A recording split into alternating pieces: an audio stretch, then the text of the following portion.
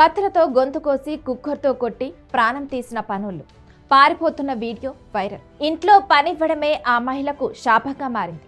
అన్నం పెట్టిన చేతులనే నరికేశాడో దుర్మార్గుడు. డబ్బు కోసం అతి కిరాతకంగా మహిళను చంపేశాడు. కత్తులతో గొంతు కోసి కుక్కర్తో కొట్టి దారుణంగా హత్యకు పాల్పడ్డాడు. ఈ దారుణ ఘటన కూకట్పల్లిలో జరిగింది. పని వాళ్లే ప్రాణం తీశారు. నమ్మి పనిలో పెట్టుకుంటే మహిళ ప్రాణమే పోయింది. ఇక కూకట్పల్లిలో జరిగిన దారుణ ఘటనలో విస్తుపోయే విషయాలు వెలుగులోకి వస్తున్నాయి. కూకట్పల్లిలోని స్వాన్ లేక్ గేటెడ్ కమ్యూనిటీలో బుధవారం సాయంత్రం రేణు అగర్వాల్ అనే మహిళ ఆమె ఇంట్లోనే దారుణ హత్యకు గురైంది.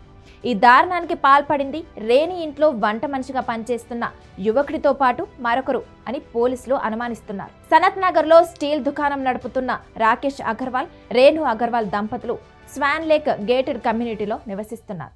ఇక రోషన్ అనే యువకుడు 9 ఏళ్లుగా రేణు బంధువుల ఇంట్లో పనిచేస్తూ ఉన్నాడు. అతడే 11 రోజుల క్రితం జార్ఖండ్కు చెందిన హర్షను రేణు ఇంట్లో వంట మనిషిగా పనికి కుదిర్చాడు.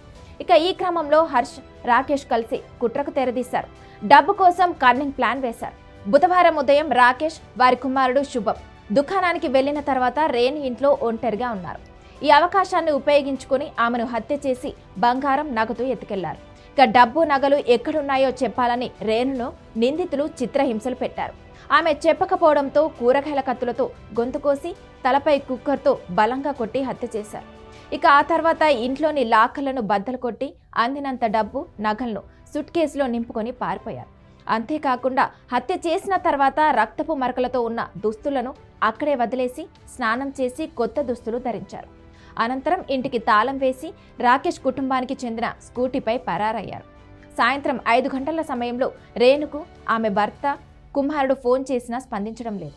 దీంతో రాకేష్ ఇంటికి వచ్చి తలుపు తట్టగా లోపల నుంచి ఎవరూ తీయలేదు. దీంతో ప్లంబర్లను పిలిచి వెనుక వైపు నుంచి లోపలికి పంపించారు. ఇక ప్లంబర్ తలుపు తీయగానే లోపలికి వెళ్లిన రాకేష్కు హాల్లో కాళ్ళు, చేతులు తాళ్లతో కట్టేసి ఉన్న రేణు రక్తపు మడుగులో పడి కనిపించింది. ఇక తల, శరీర భాగాలపై తీవ్ర గాయాలుండటంతో వెంటనే పోలీసులకు సమాచారం అందించారు. సీసీ కెమెరాల ఫుటేజ్లో నిందితులు ఖాళీ చేతులతో లోపలికి వచ్చి సూట్ కేసుతో వెళ్లినట్లు రికార్డైంది. ప్రస్తుతం పోలీసులు నిందితులైన హర్ష్, రోషన్ల కోసం 5 బృందాలను ఏర్పాటు చేసి గాలిస్తున్నారు.